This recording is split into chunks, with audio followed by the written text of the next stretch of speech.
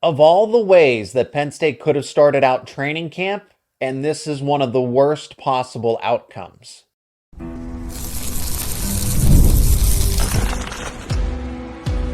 You are Locked On Nittany Lions, your daily podcast on the Penn State Nittany Lions.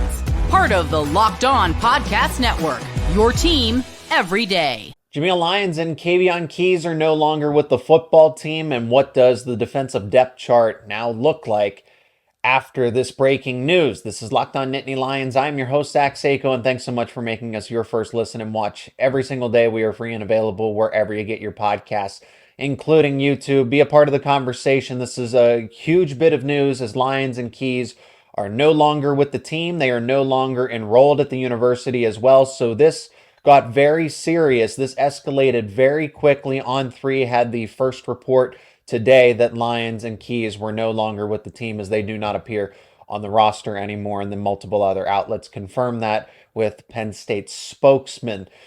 This was probably one of the worst outcomes that Penn State could have had to start off training camp. Of course, I think of it as a way of a season-ending injury almost, but now this becomes very serious as what happened that led to Lyons and Keys being removed from the team and from the university as well. Today is media day. James Franklin will certainly be asked about it. We'll get as much information as we can.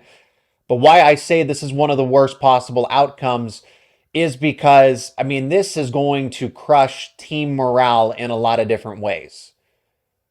Forget the roster, okay, who's next man up. We'll talk about that in a second, the X's and O's. But I want to talk about the psychology of this, the sports psychology. I'm not an expert in that stuff. I don't want to pretend to, but these are teammates. These are our fellow brothers, friends of these players. And to start the season like this, week one, not even just a few days in, and you get news that two key players on the defense are removed from the team.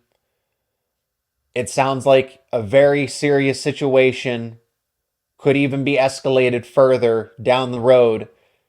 And this is how things start off. That is crushing the team morale because you lose not only two crucial parts to, yes, they had potential. Jameial Lyons and Kaveion were supposed to be breakout players on the defense this year, and they are no longer with the team. And then again, those are your friends, fellow teammates that you either look to or look up to for some people, and now they're no longer with the team.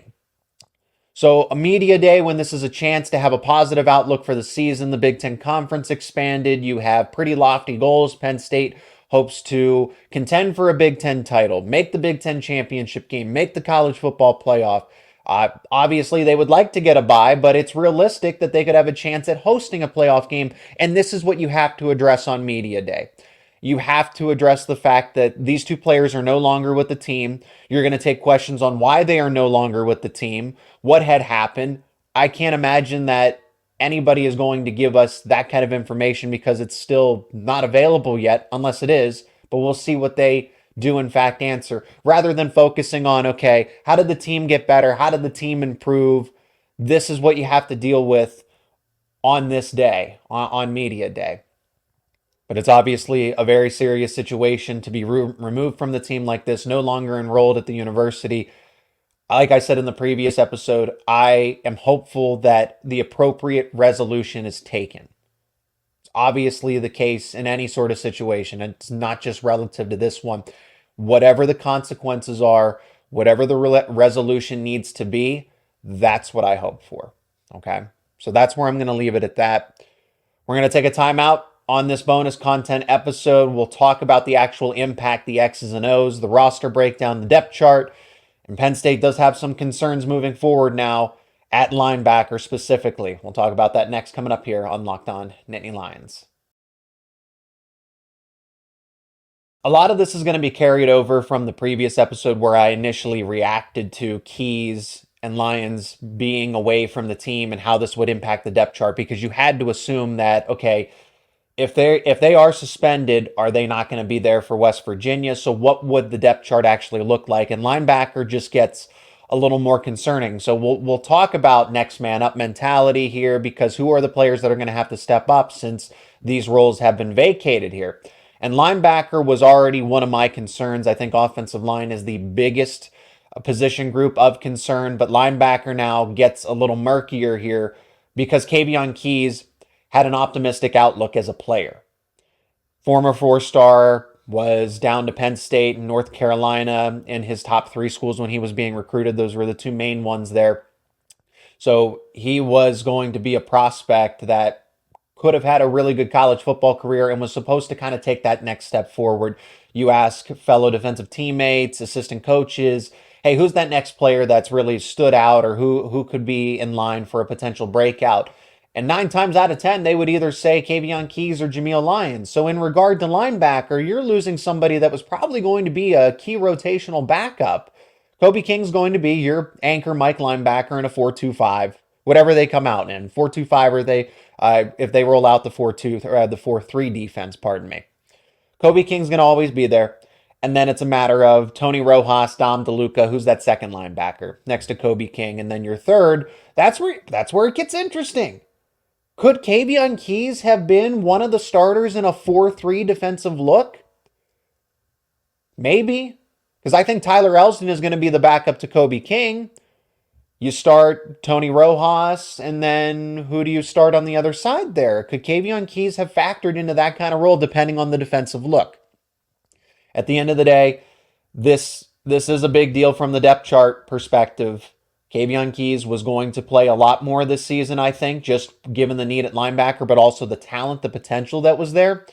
Now, as far as next man up goes, okay, so I've named the other players that are going to factor in a lot at linebacker. Kobe King, Tony Rojas, Tyler Elsdon, Dom DeLuca. Then there's Tamir Robinson. Tamir Robinson's been mentioned on this show. Keon Wiley is somebody that is hurt, but is expected to return. We don't exactly have a timetable, but James Franklin, the last time he spoke about Keon Wiley's availability, is the fact that he would be returning alongside defensive end Zariah Fisher, who's coupled in that injury report there. But then you turn to the freshman linebackers that were recruited. Anthony Specca and Kari Jackson, because of need and numbers, do you potentially burn those red shirts? I thought a red shirt, both of them, it would have been extremely valuable to get them a red shirt. And now you might have to relinquish that opportunity to allow them to develop. I can't say which way or another. Both of them are pretty comparable prospects as far as their true Mike linebackers. They're not that off-ball, that Abdul Carter type. They are closer to a Kobe King type of role than an Abdul Carter. So that's, whereas I think that Kaveion Keys really had that all-encompassing role where he could have been a Mike linebacker or played any of the 3 linebacker spots in a 4-3 defensive look, traditionally what Penn State has run. Whereas Specca and Jackson, I think, are more of your traditional Mike linebackers, and they would need that time to develop if that was the case. There's Tyrese Mills that's bounced back and forth between linebacker and safety that could factor in, but that's really it.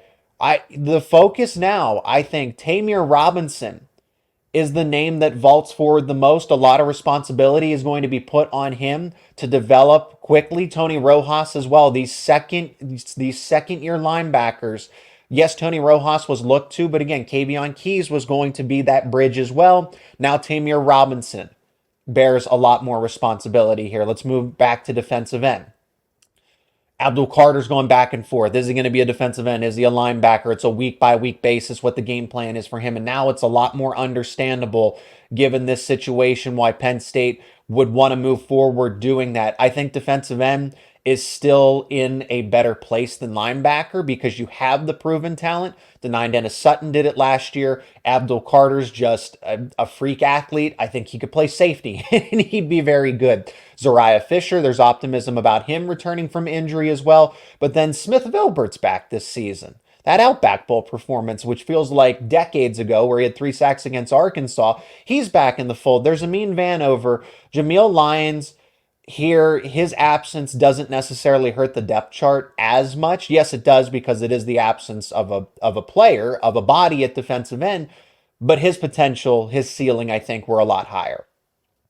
Intel had indicated, or anybody that you asked, Kaveion Keys, of course, received that due praise, but Jameial Lyons, it was a different type of conversation.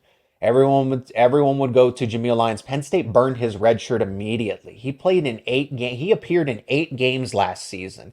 You don't just do that for any particular reason. There were high hopes for Jameial Lyons to be that next star defensive end, to reach a true potential of being a Chop Robinson type, an Adisa Isaac, where he could have been a day 1 or a day 2 draft pick. I'm not trying to exaggerate. That was the outlook for Jameial Lyons if he had reached his top potential. He was supposed to work his way into that role of being that rotational third defensive end. So it was Abdul Carter denied Dennis Sutton, then Jameial Lyons kind of rotating back and forth, being that next man.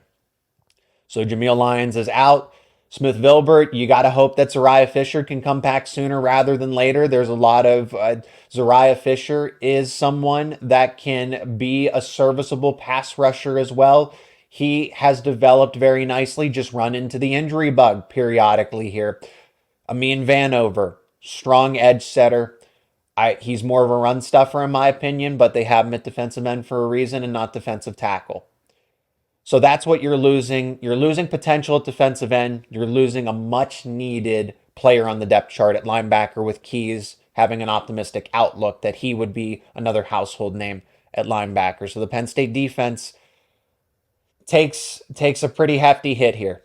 It really does. That's the conclusion here. Those are the names that next man up mentality. Those are the names that are going to be put into the conversation. But this couldn't. There were a lot of ways that Penn State could have started training camp off, and this was not one of them. And I get it. It's circumstantial. It's very unfortunate. Like I said, I am hopeful for the appropriate resolution. But in terms of the football outlook, it is not good for a variety of reasons. And that's going to do it for this bonus episode of Locked On Nittany Lions. Be a part of the conversation down in the comments section. Let me know your thoughts. If you're not already, become an everydayer. Subscribe to the YouTube channel and wherever you get your podcasts. And I'll talk to you next time here, as it is Media Day, so we'll have plenty of more content on the way surrounding Penn State football and all your favorite Penn State sports teams here on Locked On Nittany Lions.